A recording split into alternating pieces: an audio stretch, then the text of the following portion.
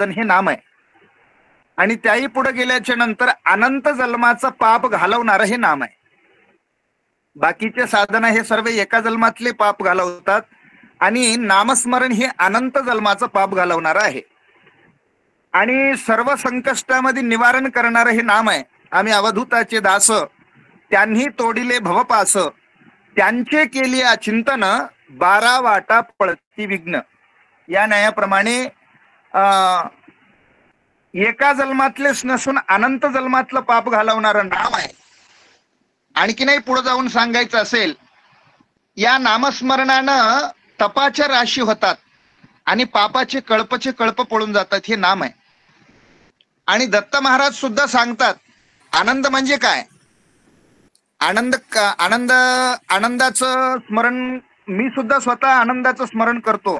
आनंद गीतेमध्ये दत्त महाराज राजा दलादनाला सांगतात, आनंद मुळविज जाण, अंतरी मी करीतो तयाचे ध्यान, नाम रूपातीत खून तया नाव आनंद.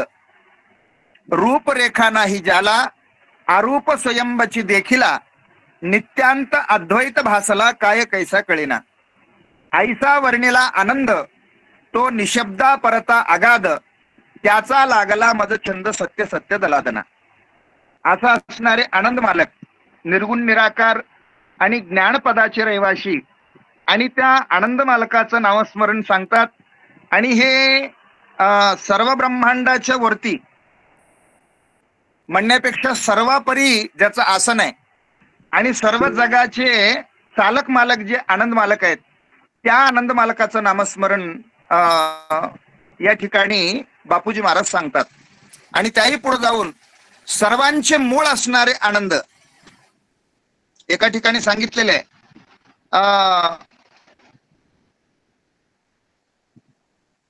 आनंद आनंद सर्वची म्हणती, परी आनंदाची वार्ता नेणती. महाराज सांगतात, बरेचशे ठिकाणी आनंद आनंद म्हणतात, पण ते आनंद कुठं आणि कसा या आनंदाची आणखीन आमच्या लक्षात आलेले नाही. तर महाराज म्हणतात की सर्वापरी आसन असणारे जे आनंद मालक आहेत, आणि त्याही पुढे जाऊन सांगायचं म्हणजे जे दत्त महाराज सुद्धा ज्या आनंद मालकाचं नामस्मरण करतात, त्या आनंद मालकाचं नामस्मरण केल्याच्या नंतर महाराज म्हणतात की ते दत्त महाराज सारखेच आमच्या जवळ राहतात, किंवा ते दत्त महाराज सारखेच आमच्या पाठीमागे राहतात. म्हणण्यापेक्षा एका ठिकाणी महाराज सांगतात, साधन तरी हेची दोन, नामस्मरण अन्नदान, देवदत्त येतो घरा, काय उणे त्या मंदिरा. आपल्याला उदाहरण जर घ्यायचं ठरलं तर आत्र ऋषी आणि अनसूया माय या उभय दाम्पत्यांनी 60,000 वर्ष अनुष्ठान केले. आपल्या बालक्रीडा ग्रंथामध्ये खूप सुंदर असं ओवी आलेले आहे. 60 सहस्त्र वर्ष अनुष्ठान करिते झाले दोघे जण, आनंद अलक्ष पदाहून आज्ञा आली अविनाशी. 60,000 वर्ष आत्र ऋषी आणि अनसूया मातेने जे अनुष्ठान केलं, ते अनुष्ठान म्हणजे केवळ नामाचा. आणि अनसूया मातेने जे केलेले 3 गोष्टी आहेत, तिथी सेवा, पती सेवा आणि अतिथी सेवा. या सेवेमध्ये कुठल्याही प्रकारचं अंतर न पडल्यामुळे आणि नामस्मरणामध्ये कुठल्या प्रकारचं विघ्न न आल्यामुळे, आता नामस्मरण तर आम्ही सर्वच जण नामस्मरण करतो, पण महाराज म्हणतात की निज ध्यास निशिदिनी साक्षात्कार तक्षिणी. त्या नामाचा निजध्यास लागला पाहिजे. नवे नवे एका ठिकाणी महाराज सांगतात, आपण नामधारक झालो पाहिजे. साधू होणं सोपं आहे, संत होणं सोपं आहे, महंत होणं सोपं आहे, आणि काही पुढे जाऊन सांगायचं असेल तर काहीही पदव्या मिळवणं सोपं आहे, पण नामधारक होणं अत्यंत कठीण आहे. महाराज सांगतात, नामधारकाची व्याख्या अत्यंत महत्वाची आहे. या खेड्यातले 1000 ब्राह्मण जेव घातल्याच्या नंतर पुण्यक्षेत्राचं 1 ब्राह्मण जेव घातल्याचं पुण्य लागतंय म्हण. आणि पुण्यक्षेत्राचे 1000 ब्राह्मण जेव घातल्यावर एका वेद पाठकाला जेव घातल्याचं पुण्य लागतंय म्हण. 1000 वेद पाठक जेव घातल्यावर एका संन्याशाला जेव घातल्याचं पुण्य लागतंय म्हण. आणि 1000 संन्याशी जेव घातल्यावर एका परमहंसी संन्याशाला जेव घातल्याचं पुण्य लागतंय म्हण. 5वा आश्रम हे परमहंसी सांगितलंय. पाचवा आश्रम परमहंशी सांगितलंय. परमहंशी नाम ज्या ठिकाणी कुठल्याही प्रकारचा संग्रहच केला नाही, ज्याच्याकडे संग्रहच काही नाही, अंतरण्याचं नाही, पांघरण्याचं नाही, कुठल्याही प्रकारचा संग्रहच काही केला नाही, त्याला परमहंस आश्रम असं सांगितलेलं आहे. आमचे गुरुजी खूप सुंदर सांगायचे, जिसका भाव में जूता नहीं, जिसका सिर पर छता नहीं, जिसका बैंक में खाता नाही और जिसका जग में किसका सोबत नाता नाही, याला दिगंबर साधू किंवा परमहंसी साधू म्हणतात. आणि असे 1000 साधू जगातल्यावर असं एखादा साधू मिळणं खूप कितीतरी कठीण आहे. संग्रह कुठल्या प्रकारचं केलं नसलेले साधू, आणि असे 1000 साधू जेव घातल्याच्या नंतर एका ब्रह्मवेत्याला तृप्त केल्याचं पुण्य लागतंय म्हणून. आणि 1000 ब्रह्मवेत्ते तृप्त केल्याच्या नंतर एकदा देवाला तृप्त केल्याचं पुण्य लागतंय म्हणून. तर महाराज म्हणतात, किती जरी असे ब्रह्मवेत्ते जेव घातले तर ते एका नामधारकाच्या बरोबरीत होऊ शकत नाहीत. हे नामधारकाचं एवढं मोठं ताकद आहे. आता ते नामधारक कोणाला म्हणावं, तर आनंद गीतेमध्ये महाराजांनी सांगितलेलं आहे.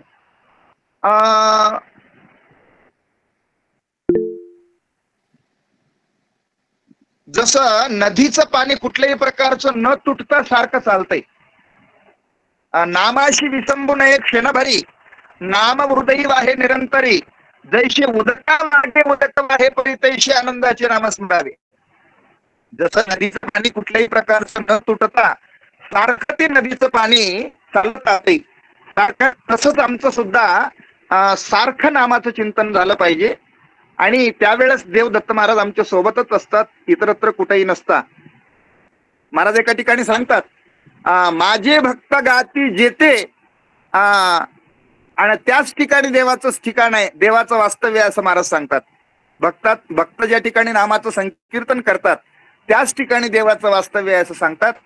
आणि म्हणून आनंद देवदत्त स्मरा सदोदित, तयाच्या भगवंत जवळी उभा. आता ते दत्त महाराज आमच्या हाती लागल्याच्या नंतर महाराज म्हणतात, मग काय उणे सुखाचा संसार.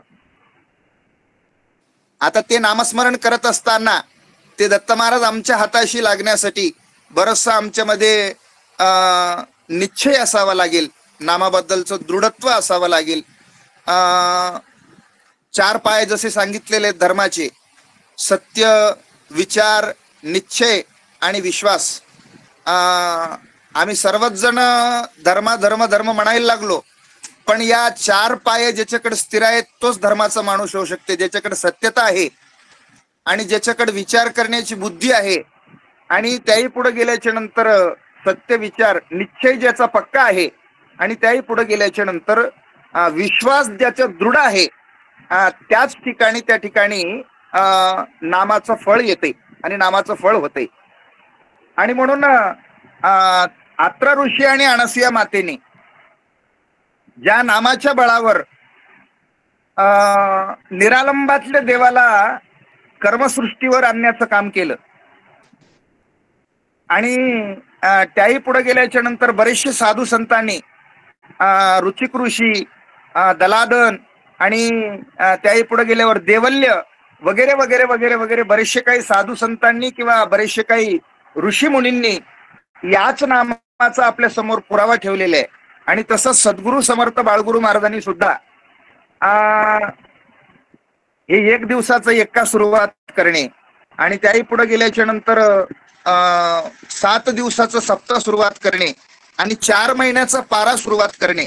महाराजांनी इतरत्र कसल्याही प्रकारचं साधनेला महत्व न देता या ठिकाणी नामस्मरण आणि अन्नदान या 2च गोष्टीला सद्गुरू समर्थ बाळगुरु महाराजांनी महत्व दिलेले आहे.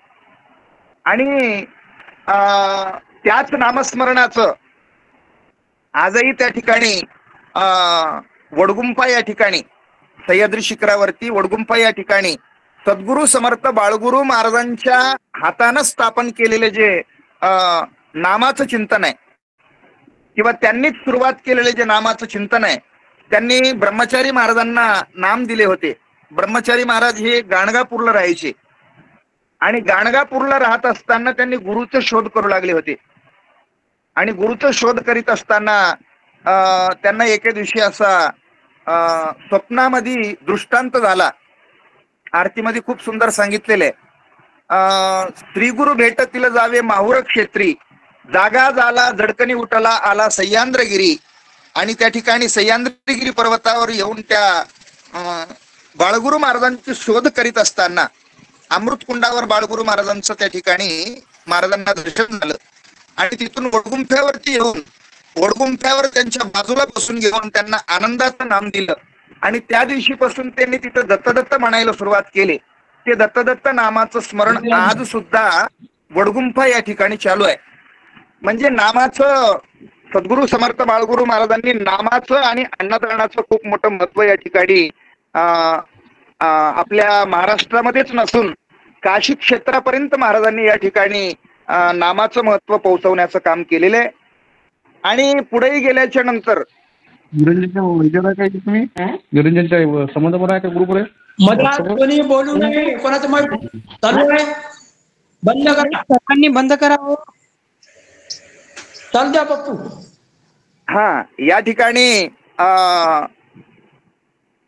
सद्गुरु समर्थ बाळगुरु महाराजांनी जे लावून दिलेले नामाची परंपरा आहे, नामाचं जे पद्धत आहे, ते आज पण या ठिकाणी अविरतपणे नांदेड जिल्ह्यामध्ये 4 महिन्याचा चातुर्मास असो, 7 दिवसाचा सप्ताह असो, बाकी काही त्या ठिकाणी कीर्तन, प्रवचन, ग्रंथ वगैरे वगैरे असेल नसेल, पण त्या ठिकाणी महत्वाचं म्हणून त्या ठिकाणी नामाचं चिंतन चालू राहते. 24 तास या ठिकाणी नामाचं चिंतन चालू राहते. आणि म्हणून आणखीन एका ठिकाणी खूप सुंदर असं सांगितलेलं आहे. नवनाथ ग्रंथाच्या पहिल्या सुरुवातीच्या अध्यायामध्ये आनंद आनंद आनंदाची व्याख्या खूप महत्वाची सांगितलेली आहे बापू. ज्या वेळेस महादेव आणि पार्वती दोघांचा संवाद चालू होता, किंवा पार्वतीनं महादेवाला विचारायला सुरुवात केलं, आम्ही सर्व तुमचं नामाचं चिंतन करता आणि तुम्ही कोणाचं नामाचं चिंतन करता. त्यावेळेस भोलेनाथांनी सांगायला सुरुवात केलं, अशा काही गोष्टी सांगण्यासाठी एकांत असावं लागतंय. आणि ते एकांत शोधण्यासाठी ते नंदीवर आरूढ होऊन समुद्राच्या बेटावर जाऊन एका ठिकाणी समुद्राच्या बेटावर दोघांचं चर्चा चालू झालेली आहे. आणि ते चर्चा मच्छिंद्रनाथ ऐकू लागले. मच्छिंद्रनाथ ऐकत असताना पार्वतीचा होकार चालू होता, पण योगायोगानं बरंचसं काही ग्रंथाचे वगैरे वगैरे वगैरे काही गोष्टी ऐकत असताना पूर्वीपासूनची सवय आहे. कथा कीर्तन वगैरे वगैरे काही ऐकत असताना थोडस माणसाला गुंगी येते, झोप येते. आणि त्याच न्यायाप्रमाणे पार्वतीला झोप लागली आणि पार्वतीचा होकार बंद झाला आणि मच्छिंद्रनाथाचा होकार सुरुवात झाला. आणि त्या ठिकाणी मच्छिंद्रनाथाचा होकार ऐकताच भोलेनाथांनी विचारायला सुरुवात केलं, तू कोण आहेस? त्या ठिकाणी मच्छिंद्रनाथांनी सांगायला सुरुवात केलं, मी मच्छीच्या गर्भामध्ये मच्छिंद्रनाथ आहे आणि मी वाढायला लागलेले आहे. सांगितलं, या पुढचं ज्ञान सांगा ना देवा. तोपर्यंत ते समाधीचं ज्ञान सांगू लागले होते महादेवानी पार्वतीला. या पुढचं ज्ञान सांगा म्हणल्याच्या नंतर महादेवानी त्या ठिकाणी सुंदर एक अशी ओवी वापरलेली आहे. हे फारची झाले अपूर्व, पुढे आहे आनंद पर्व, दत्तमुखी मंत्रोपदेश गौरव, करविण तुझं मच्छिंद्रा, असं स्पष्ट सांगितले. आणि अवताराला आल्याच्या नंतर आतापर्यंत जे झालेले ज्ञान आहे हे संपूर्ण अपूर्ण ज्ञान आहे. पूर्ण ज्ञान जर प्राप्त करायचं असेल तर अवताराला आल्याच्या नंतर माझी भेट घे. आणि माझी भेट घेतलं म्हणजे पुढे दत्त महाराजाकडे नेऊन जीव उद्धरण्याचं मंत्र तुम्हाला द्यायला लावीन. आणि असं सांगितल्याप्रमाणे काही कालांतरानं मच्छीच्या प्रसूतीची वेळ जवळ आली आणि मच्छीनं त्या मच्छीच्या गर्भात असणारं जे अंडू आहे त्या अंड्याला आणून एका वाळूमध्ये सोडलं. आणि त्या वाळूमध्ये उन्हाच्या तडाख्यानं ते अंडू फुटलं आणि त्या अंड्यातून दिव्य बाळ असं जन्माला आलं. त्यांचं नाव मच्छिंद्रनाथ. आणि ते मच्छिंद्रनाथाला एका माशा पकडणाऱ्या माणसानं पाहिलं आणि पाहिल्याबरोबर वरून आकाशवाणी झाली, हे अवतारी पुरुष आहे आणि साधूचा अवतार आहे, यांना नेऊन सांभाळ करा, तुमचा कितीतरी कुळाचा उद्धार होईल. सांगितल्याप्रमाणे त्या लेकराला उचललं आणि त्या ठिकाणी नेऊन आपल्या घरी नेऊन पालन पोषण करायला सुरुवात केलं. आणि पालन पोषण करीत असताना बापाचं जे धंदा आहे ते पोरग करणार. या न्यायाप्रमाणे बापानी जे माशा पकडण्याचं काम करायचे त्या मुलाला सुद्धा रोजही सोबत घेऊन जायचे. पण साधूचं काम असं आहे, साधू जीवाला बंधनातून मुक्त करतात, साधू जीवाला बंधनात अडकवत नाहीत. म्हणून एका ठिकाणी सांगितलं महाराजांनी, बंधनाचा तोडू फासा देऊ आशा टाकोनी. या न्यायाप्रमाणे त्या ठिकाणी माशा वगैरे धरून आणून बुट्टीत टाकलेले जे काही माशा असायच्या ते सर्व माशा हे साधूचा अवतार असल्यामुळे मच्छिंद्रनाथांनी नेऊन पाण्यात सोडायचे. एके दिवशी ते पाहिल्याच्या नंतर त्यांनी म्हणायला सुरुवात केलं, तुम्ही मी आणून बुट्टीमध्ये माशा टाकायला लागलो आणि तुम्ही नेऊ सोडायला लागले, हे असं कसं करायला लागले. असं म्हणत असताना त्यांनी उत्तर दिलं, आणि मी जीवाला बंधनातून मुक्त करण्याचं माझं साधूचा अवतार आहे आणि मी इथं कुठेतरी अडकून बसलो. या न्यायाप्रमाणे त्यांनी तिथली जागा सोडली आणि बद्रिक आश्रमाच्या पायथ्याशी जाऊन त्यांनी एका महादेवाच्या मंदिरामध्ये 12 वर्ष अनुष्ठान केले. आणि अनुष्ठानाच्या अंती महादेवाची त्यांना भेट झाली आणि महादेवांनी दत्त महाराजापर्यंत नेऊन मच्छिंद्रनाथाला दत्त महाराजाकडून मंत्र द्यायला लावलं. असं पहिल्या सुरुवातीच्या नवनाथाच्या पहिल्या सुरुवातीच्या अध्यायामध्ये सुंदर असं प्रसंग आलेले आहे. आणि म्हणून ते जे आनंद आहे ते आनंद आणि आपण जे आनंद सद्गुरूचं नामाचं चिंतन करतो ते आनंद, किंवा आपल्याला जे गुरु महाराजांनी दिलेले 18 अक्षराचं जे नाम आहे ते आनंद, आणि त्या आनंद मालकाचं नामस्मरण केल्याच्या नंतर महाराज म्हणतात की आनंद देवदत्त स्मरा सदोदित तयाच्या भगवंत जवळी उभा, मग काय उणे सुखाचा संसार. आणखीन एका अभंगामध्ये महाराज सांगतात, रिद्धी सिद्धी दाशी होती आणि राशी मुक्त्या वळंगती. त्या नामधारकाच्या ठिकाणी महाराज सांगतात की बरेच काही लोकांना रिद्धिसिद्धी प्राप्त करावं लागते आणि ते प्राप्त केलेली जी रिद्धिसिद्धी आहे ते कधीही त्रास देणारी रिद्धिसिद्धी आहे. आणि म्हणून नामधारकाला रिद्धिसिद्धी प्राप्त करण्याची गरज नाही, त्या नामधारकाच्या पायी महाराज म्हणतात की आपोआप रिद्धिसिद्धी लागते. रिद्धिसिद्धी त्याच्या दाशी पाची मुक्त्या वळंगती. हे सद्गुरु समर्थ बाळगुरु महाराजांनी या ठिकाणी रिद्धिसिद्धी कशी भक्ताच्या पायी लागते हे सर्वांना दाखवलं.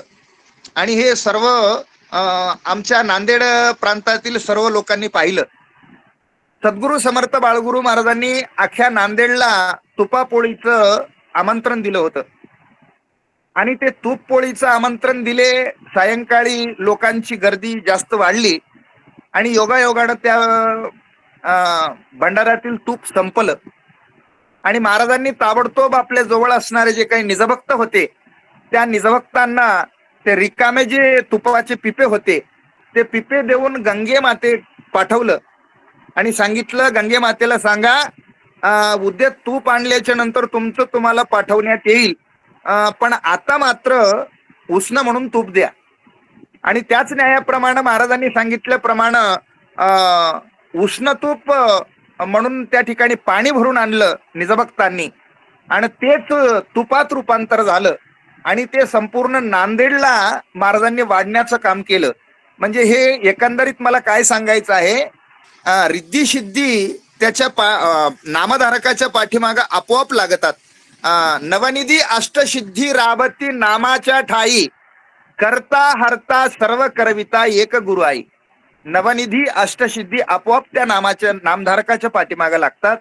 आणि पुढे गेल्याच्या नंतर महाराज सांगतात 5वी मुक्ती त्याची दाशी होते. नामधारकाची 5वी मुक्ती त्याच्या पायाशी लोळते. आता 5वी मुक्ती महाराजांनी सांगितलंय, परज्ञानामध्ये 5वी मुक्ती सांगितलेली आहे. सलोकता, समीपता, स्वरूपता आणि सायुज्यता हे 4 मुक्त्या झाल्या. 4 मुक्त्या झाल्याच्या नंतर सुद्धा जीव जन्माला येण्याची शक्यता आहे. परशास्त्रामध्ये सुंदर असं प्रसंग एका ठिकाणी मला पाहण्यात मिळालं की चारी मुक्त्या झाल्याच्या नंतर सुद्धा जीव जन्माला येण्याची शक्यता आहे. पण जीवनमुक्त नावाची 5वी मुक्ती सांगितलेली आहे. सह्याद्रीशी जावे जीवनमुक्त व्हावे, श्रीदत्त भेटावे जीवलग, जन हे सुखाचे दिल्या घेतल्याचे, आपुल्या स्वार्थाचे दारापुत्र. या न्यायाप्रमाणे जीवनमुक्त नावाची जी मुक्ती आहे ती पायाशी लागते. त्याही पुढे गेल्याच्या नंतर प्रसंग जर सांगायचा ठरला, ज्या वेळेस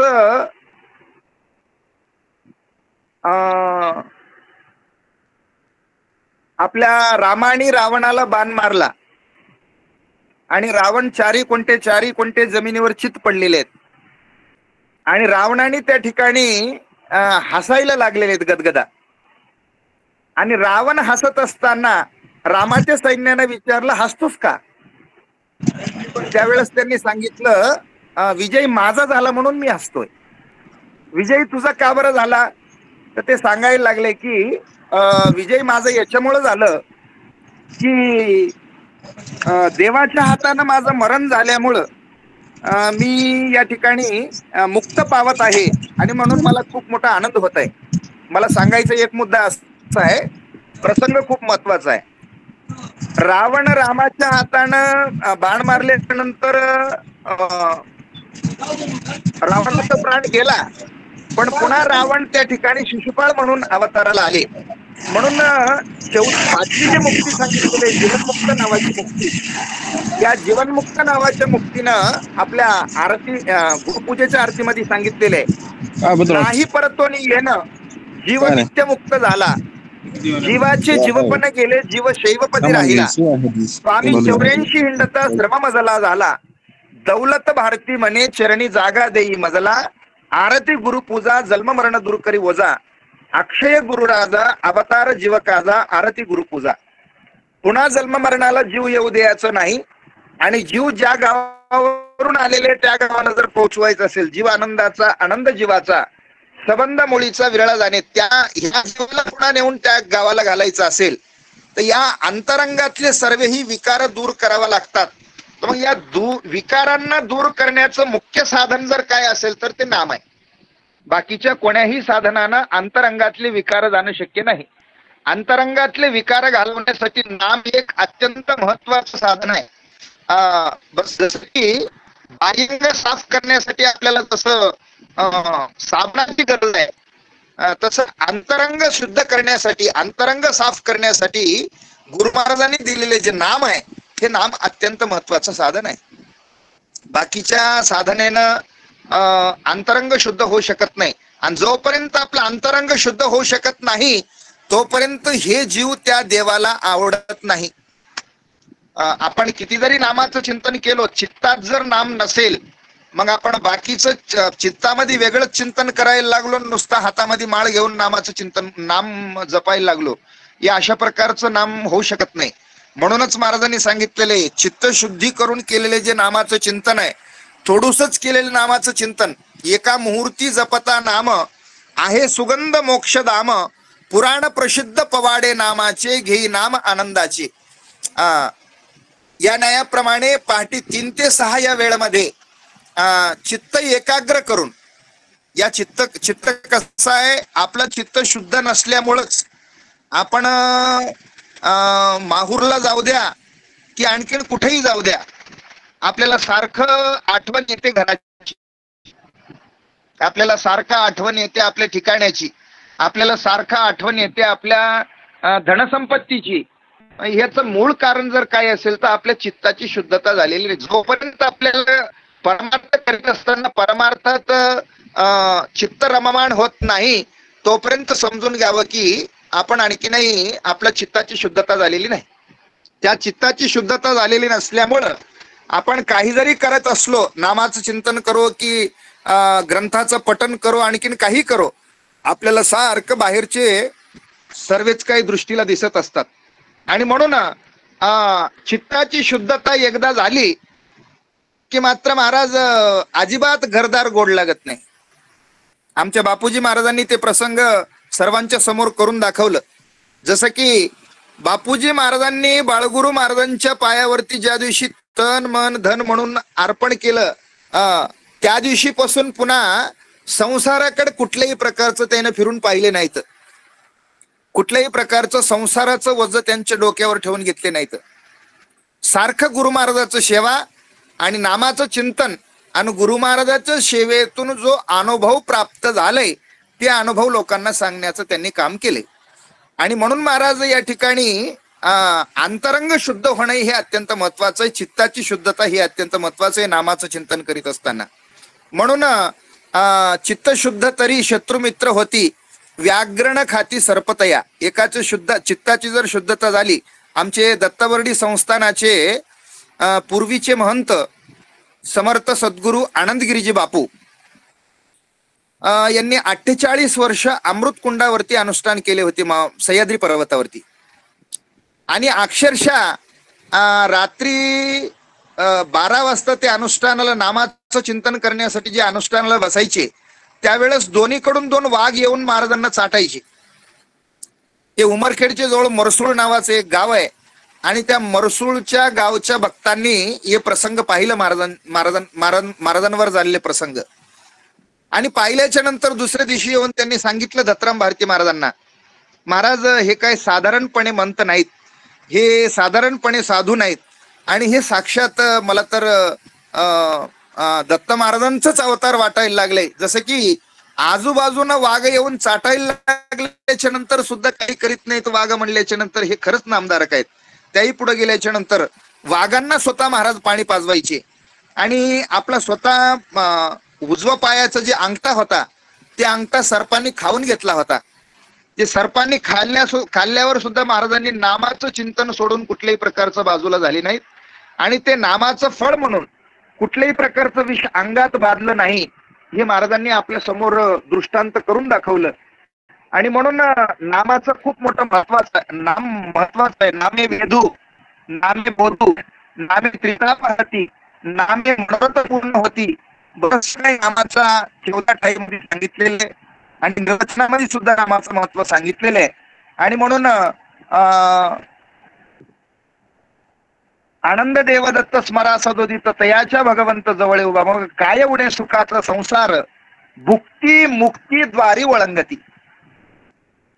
रिद्धी सिद्धी तर त्यांच्या पायाशी लागतेच, भुक्ती मुक्ती सुद्धा आपोआप प्राप्त होते. आता पहा, किती जरी ग्रंथ पाठांतर केलेला व्यक्ती असेल, किती जरी ज्ञानार्जन केलेले व्यक्ती असेल, शेवटच्या काळामध्ये मुखात नामच यावं हे महत्वाचं आहे. आपण आतापासून जे केलेले सवय हे शेवटच्या काळामध्ये मुखाला नाम येण्यासाठी आहे.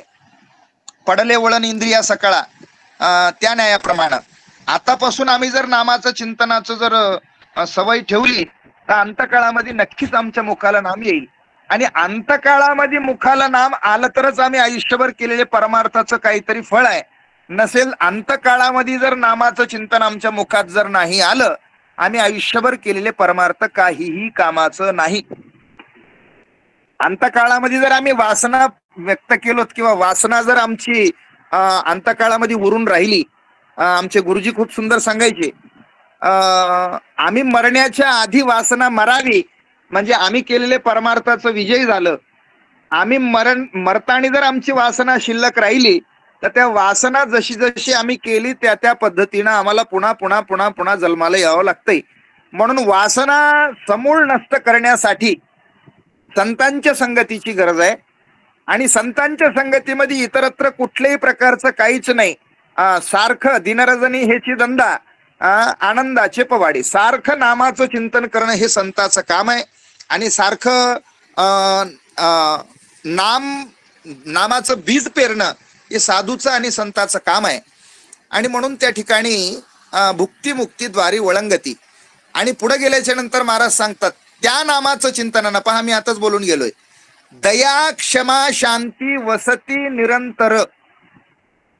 त्या नामाचं चिंतनानं अंतरंगामधले विकार सर्वच नैशी होऊन, जसे की लक्षात आलं म्हणून सांगून जातो, आम्ही सर्व आनंद सागरामधून आलेले आहोत. आनंद सागरी आहेत माझे गुरु, त्यांचे चरण धरू वेळोवेळा, चरण धरिता ब्रह्म लागे हाता, त्यांनी माझा हेत पूर्ण केला. हित पूर्ण केले सद्गुरु माऊली, तेथून या दूत प्रकाशली. बाळानंद म्हणे परसिद्धांत पाहणे मनाचे भ्रमणे जाईल. बाळानंद म्हणे परसिद्धांत पाहणे मनाचे भ्रमणे जाईल. तेव्हा या न्यायाप्रमाणे आनंद सागरामधून आलेले आपण सर्व एक एक एक एक एक एक एक या ठिकाणी बुंद आहोत. जीव आनंदाचा, आनंद जीवाचा. आपल्याला परत त्या गावाला जायचंय. जसं की आता पाणी पडायला लागलेले, या पाण्याची प्रक्रिया कशी आहे? हे सर्व मेघ ढग त्या समुद्रावरती जाऊन समुद्रावर बाष्पीकरण नावाची प्रक्रिया करून घेतात, म्हणजे पाणी ओढून घेतात. पाणी ओढून घेत असताना पाणी खूप स्वच्छ आहे आणि इकडे येऊन वर्षत असताना सुद्धा खूप स्वच्छ आहे. पण एकदा पाणी रस्त्यावर पडलं आणि ते रस्त्यावरचं पाणी जाऊन नाल्यात मिसळले की पाण्याचा वापर संपलेला आहे. आणि ते पाणी कुठं जातंय तर पुढे आमच्या गावच्या नदीला, आणि ते नदी कुठं जातंय तर पुढे गंगेला, आणि ते गंगा कुठं जातंय तर पुढे समुद्राला. आता पाणी समुद्रावरूनच आलेलं आहे आणि पुन्हा समुद्रालाच गेलंय. पण त्या समुद्रातलं पाणी या येणाऱ्या गंगेच्या पाण्याला एका ओढावरून लाट मारून सांगताय म्हणे, तू माझ्याच घरचा आहेस, माझ्याच घरून गेलायस. पण जाताना जे स्वरूप तुझं होतं ते येताना तुझं स्वरूप राहिलेलं नाही. आता येताना कसं स्वरूप होतं आमच्या गुरु महाराजांनी एका धाव्यामध्ये खूप सुंदर सांगितलेले, एका विनंतीमध्ये खूप सुंदर सांगितलेले. सद्गुरु प्रज्ञाचक्षु भगवान गिरीजी बापू यांनी एका विनंतीमध्ये सांगितलेले, जीव होता शुभ्र निर्मळ, मायेने लाविलाय मळ, दूर करा हो अज्ञान दशा, पुरवावी दिनाची आशा. जीव होता स्वतः सिद्ध, मायेने केलंय बद्ध, तोडा तोडा हो भवफासा, पुरवावी दिनाची आशा. जीव होता पर्वता तुल्य, मायेने केले तानुल्य, येई निरालंबीच्या रहिवाशा, पुरवावी दिनाची आशा. भगवान गिर वेडा पामर, जोडितो तुमाशी कर, येई धावत परमहंसा, पुरवावी दिनाची आशा.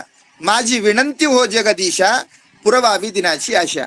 या न्यायाप्रमाणे जीव येत असताना खूप असं शुभ्र निर्मळ असं जीव आलं होतं, जात असताना सुद्धा त्या जीवाला तसंच करावं लागणार आहे, शुभ्र निर्मळ. इथं आल्याच्या नंतर आपल्याला बरेचसे काही विकाराचं मळ लागलेले आहे. राग, द्वेष, काम, क्रोध, मद, मत्सर, दंभ, अहंकार.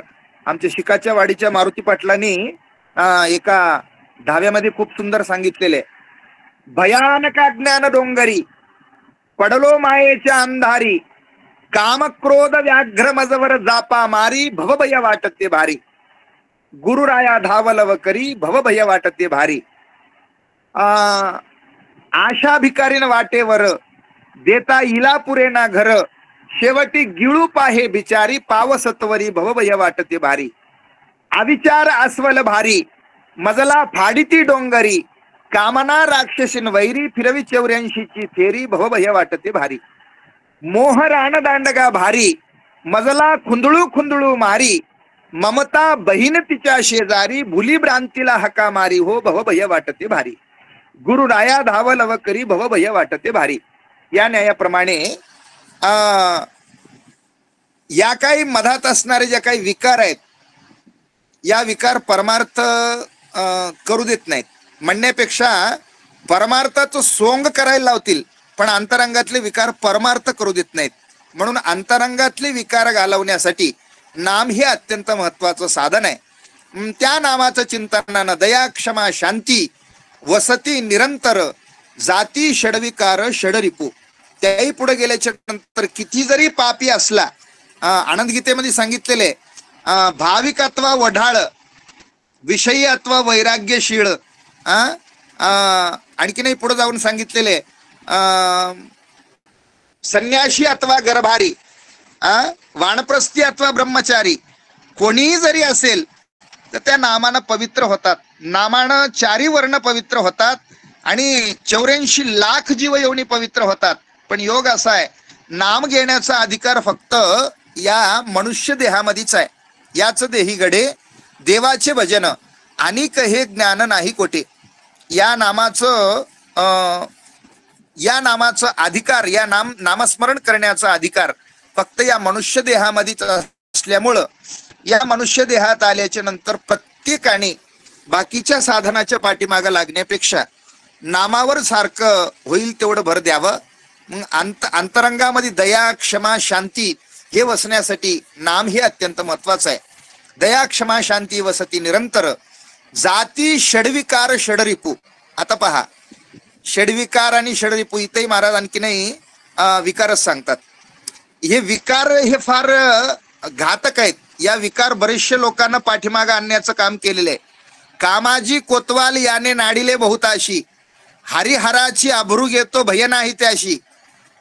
जमदाग्नी दुर्वास नाडिले महान महान ऋषी, क्रोधाजी फौजदार तोही मिळाला त्याशी. जे काम आणि क्रोध दोन्ही एका ठिकाणी मिळाल्याच्या नंतर कितीतरी लोकांची हानी केलेली आहे महाराज. इंद्रा पडली भग, चंद्र झाला काळा, नारद चुकला चाळा भजनाचा.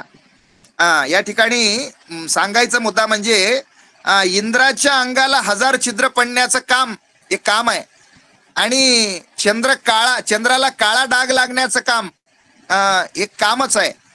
इंद्राणी त्या गौतम ऋषीच्या पत्नीच्या अहिल्याच्या पाठीमागं कामाच्या रूपानं लागल्यामुळं त्या ठिकाणी महाराज इंद्राच्या अंगाला, गौतम ऋषीच्या शापानं इंद्राच्या अंगाला 1000 छिद्र पडले. याला कारण जर काय असेल तर काम विषय. आणि त्याही पुढे गेल्यावर चंद्र हे स्फटिकासारखं निर्मळ असं असणारा चंद्र, पण चंद्रांनी एके दिवशी गुरु महाराजांच्या आश्रमावर जाऊन गुरुमातेवरच त्यांनी वाईट नजर करून पाहिल्यामुळं गुरूंनी त्यांना शाप दिला. असा शाप दिला की तुला काळा डाग लागेल.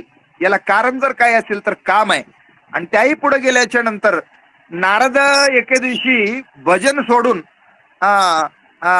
मी सुद्धा पत्नी करील या हेतून पत्नी करण्यासाठी गेल्याच्या नंतर नारदाला 60 लेकरं झाले. याचं मूळ कारण जर काय असेल तर काम आहे. आणि त्याही पुढे गेल्याच्या नंतर 60,000 वर्ष लोखंडाचे चिन्या खाऊन तपश्चर्या करणारे विश्वामित्र, या विश्वामित्राला सुद्धा पाठीमागे आणण्याचं काम जर कोणा केलं असेल तर ते काम आहे.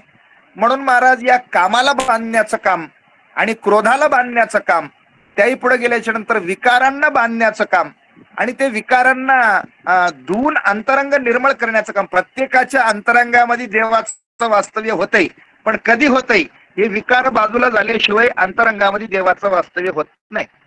त्या चित्तामध्ये देवाचं वास्तव्य होत नाही. एकदा का चित्तामध्ये देवाचं वास्तव्य झालं मग काही केल्या आम्हाला संसार गोड लागत नाही. एका भजनामध्ये खूप सुंदर सांगितलेले, झाले बाई वेडी दरबार गुरुचे जाडी, कल्पना कंतोळी काढिले, चारी देहाची मुक्ती साधिली, परिती तोडी थोडी दरबार गुरुचे जाडी. झाले बाई वेडी दरबार गुरुचे जाडी. ही अवस्था कधी प्राप्त होते तर महाराज म्हणतात ही अवस्था फक्त त्या अंतरंगात विकार गेल्याच्या नंतर प्राप्त होते. एकूण एकाबद्दल द्वेष किंवा एकूण एकाबद्दल मत्सर किंवा एकूण एकाबद्दल ईर्ष्या, या सर्व काही गोष्टी घालवणारं साधन म्हणजे नाम आहे. म्हणून जास्तीत जास्त करून आनंद संप्रदायाच्या सर्वही भक्तांनी, आपल्या अखिल भारतीय देवदत्त परिवारातील सर्वही भक्तांनी नुसतं तुझं माझ्या मतानं असं चुकीचं म्हणू नका, तुम्ही ग्रंथाचं पठण करू नका असं माझं मत नाही. ग्रंथ पाहिल्याशिवाय आपल्याला काय काय खरं आहे काय खोटं आहे या गोष्टी पाहता येणार नाहीत. या गोष्टी आपल्या लक्षात येत नाहीत. ग्रंथाचं पाहणी करावं, त्याचबरोबर नामावर होईल तेवढं महत्वाचं भर द्यावा आणि होईल तेवढं नामाचं चिंतन करावं. आणि नामाच्या चिंतने 12 वाटा पळती विघ्ने.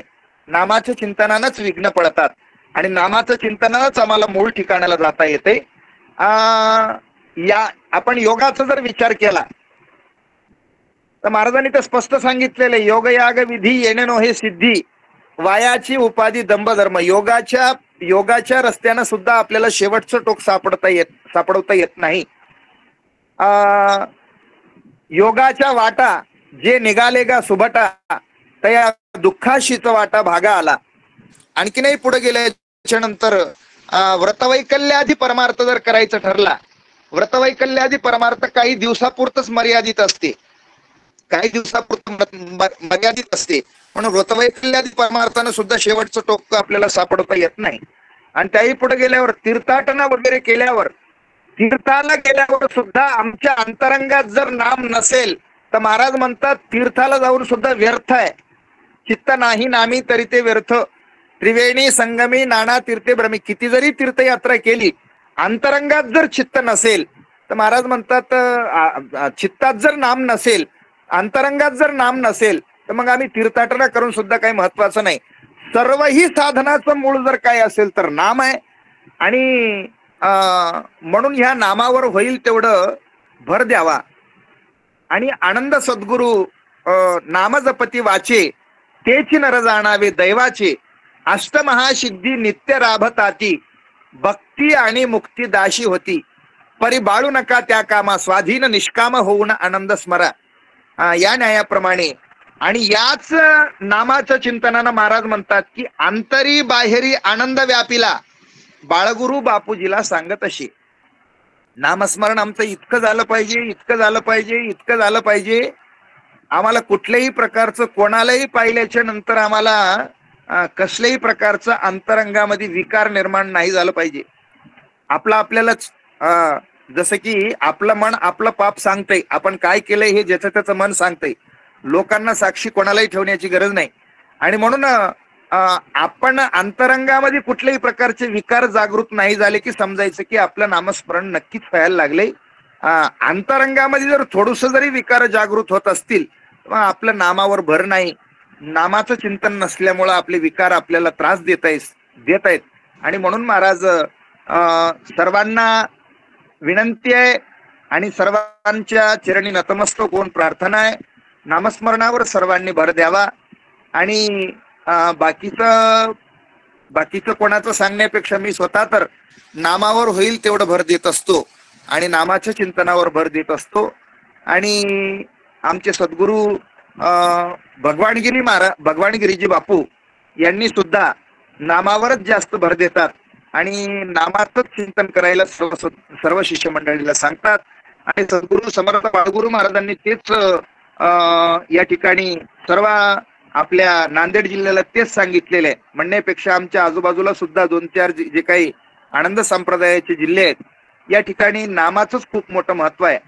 बाकीच्या ठिकाणी अवडंबर पसारा वगैरे वगैरे काय काय असेल, कुठं कथेला महत्व असेल, कुठं कीर्तनाला महत्व असेल, कुठं प्रवचनाला महत्व असेल, आणखीन काही ठिकाणी कशाला महत्व असेल. पण या आपल्या आनंद संप्रदायामध्ये मात्र या ठिकाणी नक्की नामाचंच या ठिकाणी चिंतन करण्यासाठी आणि नामाचंच या ठिकाणी चिंतन होत असते. आणि तेच नाम या ठिकाणी आज अखिल भारतीय देवदत्त परिवाराच्या वतीने आपले मेंढे मामाने जे सुरुवात केलेलं हे सत्संगाचं या ठिकाणी देवाणघेवाण आहे. मी काय तेवढं मोठं असं ज्ञानी नाही आणि तेवढं मोठं काही मी अभ्यासू नाही. आणि जसं सद्गुरू महाराजांनी आपल्याला दिलेले जे काही ज्ञान आहे आणि ज्ञाते लोकांकडून जे काही आपल्याला प्राप्त झालेले जे ज्ञान आहे त्याच ज्ञानावर आणि नामावर भर देऊन या ठिकाणी आम्ही परमार्थ करीत असतो. म्हणून त्याच नामावर सर्वांनी या ठिकाणी भर द्यावा. अखिल भारतीय देवदत्त परिवाराच्या वतीने माझ्याकडून आजच्या या दिवशी जे काही झालेली काही सेवा आहे ते सद्गुरू महाराजांच्या चरणी, तुम्हा सर्व सद्भक्तांच्या चरणी आणि उपस्थित सर्व संत महंतांच्या चरणी या ठिकाणी समर्पण आणि सेवेला पूर्ण विराम. जय आनंद, जय सद्गुरू. आनंद दत्त, आनंद दत्त, आनंद दत्त. खरोखरच आजच्या सेवेमध्ये त्यांना बालयोगी म्हणतात. आपले श्याम सुंदर गिरी महाराज अष्टीकर आनंद दत्त मठ संस्थान बेंद्री यांनी आज आनंद देव दत्त स्मरा सददित दयाच्या भगवंता जवळी उभा हा बापूजी पाटलांचा अभंग घेऊन सुंदर असं ज्ञान प्रबोधन केलं. या विषयावर बोलताना महाराजांनी खूपच अनेक विषय, अनेक पुरावे, अनेक ग्रंथाचे दाखले, एवढेच नव्हे तर परशास्त्राचे का तर खलविदामध्ये सुद्धा आनंद संप्रदायाचं महत्व किती आहे, आनंद नाम किती श्रेष्ठ आहे. आणि सर्वात महत्वाची गोष्ट सांगितली की स्वतः बदला जग बदलेल. स्वतः आचरणार्थांना नामावर पकड ठेवा, नामाशिवाय तारण नाहीच. किती ग्रंथ पाठ केले, किती ओव्या पाठ केल्या, किती ज्ञान जगाला सांगितलं, पण स्वतः जर आचरण शून्य असाल तर फायदा काहीच नाही. अखिल भारतीय देवदत्त परिवाराला महाराजांनी विनंती केली की नामावर भर द्या आणि तुम्हाला मी ग्वाही देतो की खरोखरच अखिल भारतीय देवदत्त परिवार तुम्हाला माझ्या एक फक्त छोटस उदाहरण सांगतो. माझ्या दर्यापूरमध्ये 6-7 वर्षापूर्वी अखिल भारतीय देवदत्त परिवार हा ग्रुप निर्माण झाला. तत्पूर्वी आम्ही पूजा विधी वगैरे एकत्र येऊन पंचपदी करून एकमेकाला भेटत गाठत होतो. माझ्या दर्यापूरमध्ये एकाही घरी पादुका, कळस आणि साक्षीबिडा याच्या पलीकडे देवघरात दुसरा देव नाही. पश्चात प्रहरी उठून जर तुम्ही गावचा जर सर्वे जर केला तर तुम्हाला दर्यापुरात असलेल्या 75 आनंद भक्त हे माळ करताना सापडतील. एवढं नामाला महत्व दिलेलं आहे आणि एवढे नामाला लागलेले आहेत की मी विचार करतो की हे माझेही पुढे गेलेले आहेत. एवढं सुंदर स्मरण, एवढं वळण आज दर्यापूरच्या ग्रुपला लागलेलं आहे. आणि तेच वळण, तेच सर्व जे काही मला प्राप्त झालं. मी ज्ञानी नाही, मी कोणता संत नाही, महंत नाही, पूजा मांडत नाही, शिष्य करत नाही, कुठं सत्संगाला जात नाही, कुठं कीर्तनाला जात नाही, कुठं प्रवचनाला जात नाही. मी एक सर्वसामान्य आनंद दत्तप्रभूचा सच्चा आणि प्रामाणिक भक्त आहो. एवढंच मात्र सत्य. त्याच सत्यावर चालतो, त्या सत्यावर वागतो, तेच सत्य जगाला सांगतो. याच्या पलीकडे मी काहीच सांगत नाही. खरंच हा ग्रुप सुद्धा, या ग्रुप मधले प्रत्येक घरी आज 800 शिष्य आहेत. पैकी जवळपास 100-125 परिवार आजही सध्याही तुमचा सत्संग ऐकण्यासाठी उपस्थित आहेत. आणि प्रत्येक घरी नामस्मरण होतेच, चतुर्मास होतेच, नामस्मरण करतातच, ज्ञान ऐकतातच आणि कोण्याही प्रश्नाचं उत्तर मागा देण्याचा प्रामाणिक प्रयत्न करतातच. ज्या घरामध्ये नामाचं चिंतन असतंय बापू, त्या घरामध्ये कधीही कुठल्याही प्रकारचं कमी नसतंय. त्या ठिकाणी मी आताच बोलून गेलोय, नामधारकाचा जे अधिकार आहे त्या नामधारकाचा अधिकाराचा पुढे सर्वांचाच अधिकार खालचा आहे. म्हणून त्यांचा चरणाचा रजकी रजक स्वतः प्रसाद बंड महाराज सांगतात.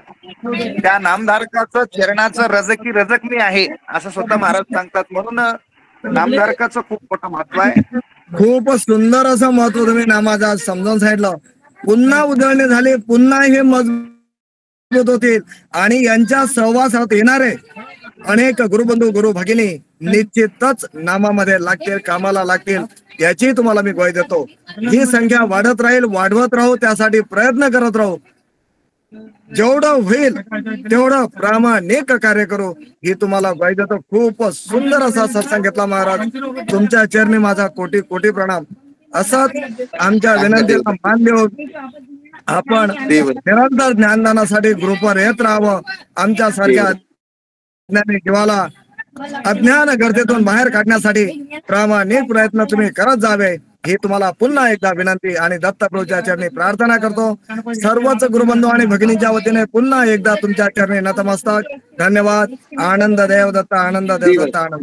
या विषयाला दर्शन द्या ना मामा. आपले ज्येष्ठ गुरुबंधू संप्रदायाच्या गाड्या असतात आचार्य बालेश्वर देशमुख सरांना विनंती करतो की त्यांनी थोडक्यात आपलं मत मांडावं.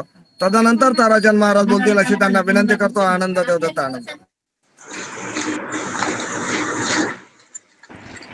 महाराजाचं दर्शन द्या मामा. आनंद देवदत्त. देशमुख सर आहेत का? आपण असं उचलून ओळखतो.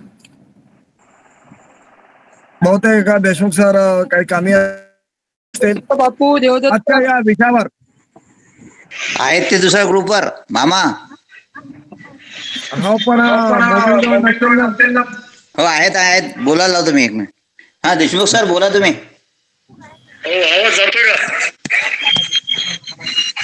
मामा आवाज येऊन राहिला का? आवाज येतो. तुमच्या ग्रुपवर आहेत का ते? हो हो हो. त्यांना पहिल्या ग्रुपवर यायला जागा आहे. हा पहिल्या ग्रुपवर जा सर कृपया. पहिल्या लिंकवर या. पहिल्या लिंकवर डबल लिंक टाकलेली आहे जास्त भरती झाल्यामुळे.